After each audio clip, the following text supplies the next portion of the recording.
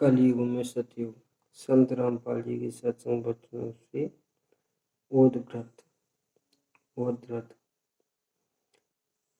सतयुग उस समय को कहते हैं कि जिस युग में अधर्म शांति होती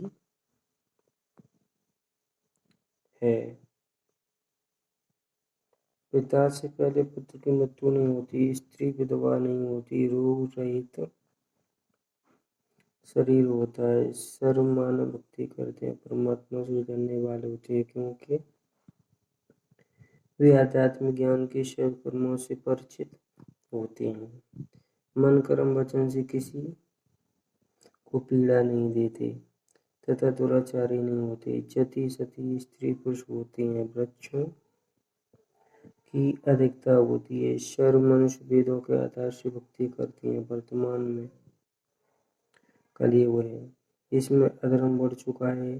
कलयुग में मानव की भक्ति के प्रति आस्था कम हो जाती है, या तो भक्ति करते ही नहीं, यदि करते हैं तो शास्त्र विधि त्याग कर मनमानी भक्ति करते हैं। जो श्रीमद् भगवद गीता अध्याय 16 श्लोक 23 और 24।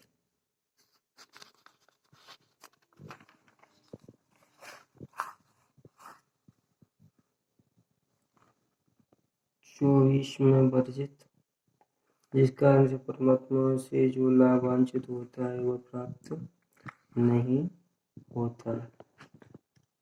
इसलिए अधिकतर मनुष्य नास्तिक हो जाते हैं। धनी बनने के लिए रिश्वत, चोरी डाके डालने के माध्यम बनाते हैं, परंतु यह विधि धन लाभ की न होने के कारण परमात्मा के दोषी हो जाते हैं तथा प्राप्त कष्टों को झेलते हैं। परमेश्वर के विधान को मानव भूल जाता है कि किस्मत से अधिक प्राप्त नहीं हो सकता। यदि अन्य वैदिक विधि से धन प्राप्त कर लिया तो वह रहेगा नहीं।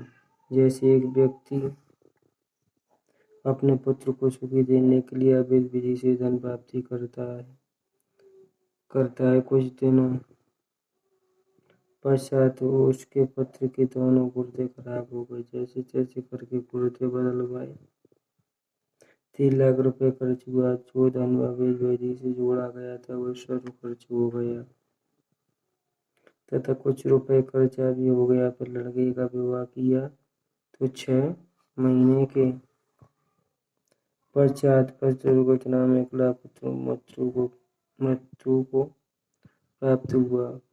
अब वह न तो पुत्र रहा और न ही अवैध विधि से अर्जित किया गया धन। शेष क्या रहा? अवैध विधि से धन संग्रह करने के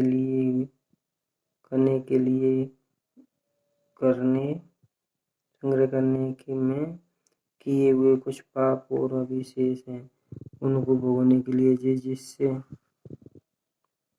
पैसे आटे थे उनका पशु गधा बैल गाय बनकर पूरे करेगा।